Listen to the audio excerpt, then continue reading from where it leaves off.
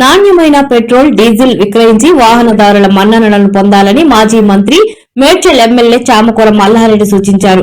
Yellampet municipal పరిధిలోని డబిల్పూర్లో Nayara petrol పంపును MLA Mallareddy ప్రారంభించారు. ఈ సందర్భంగా ఆయన మాట్లాడుతూ డబిల్పూర్ చుట్టుపక్కల ప్రాంతాల వాహనదారులకు అందుబాటులో ఉండేలా పెట్రోల్ పంపు పెట్టడంతో వారిని అభినందించారు. అనంతరం డబిల్పూర్ మాజీ సర్పంచ్ రాజమల్లారెడ్డి మాట్లాడారు.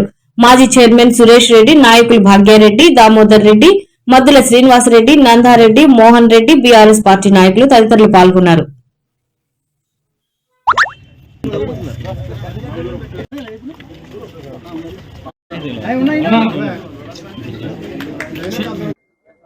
ఈరోజు మన డబీర్పురలో మంచి జంక్షన్ల నాయరా పెట్రోల్ పంప్ ప్రారంభించుకున్నాము.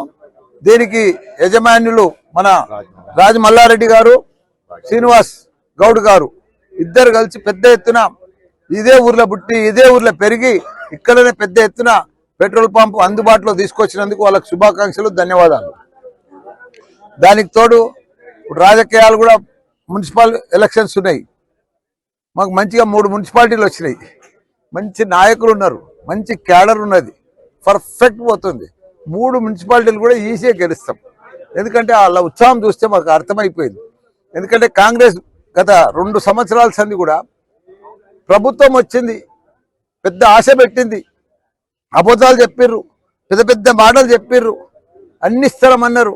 అమ్మాయిల స్కూటీలు ఇస్తా అన్నారు, ఆడబిడ్డలకు 2500 ఇస్తా అన్నారు, మళ్ళా పెద్ద మనుషులకు 2000 పోయి 4000 ఇస్తా అన్నారు. కానీ ఒక్క మాట నిలబెట్టలేదు. చాలా ఉన్నాయి, తులం బంగారం, ఇంకా రకరకాలు చెప్పుకుంటూ పోతే మనం చెప్పడానికి కూడా బాధ అనిపిస్తుంది. అదే అన్ని బాధలే వచ్చేసి పబ్లిక్ అర్థమైపోయింది ఇదంతా డూబ్ కంపెనీ అని, డుబావ్ కంపెనీ అని. కాబట్టి ప్రజలకు అర్థం. ఇప్పుడు మేడ్చల్ల బ్రహ్మాండంగా మా ఆయంలో 10 ఏళ్ళు నీళ్ళు వస్తుండే, దినం తప్పి దినం. ఇప్పుడు నీళ్ళకే కరువు, వారానికి ఒక్కనాడు కూడా వస్తుంది. రేపు పొద్దుగాల 11 గంటల కాడ కూడా పోతున్నాం, అధికారులతో మాట్లాడుతున్నాం, రివ్యూ చేస్తున్నాం. ఎందుకు నీళ్ళు వస్తలేవు? మా గవర్నమెంట్లో టీఆర్ఎస్ ప్రభుత్వంలో నీళ్ళు వచ్చినా ఇప్పుడు ఎందుకు వస్తలేవు? ఏం ప్రభుత్వం? అన్ని ఎండబెట్టిరు.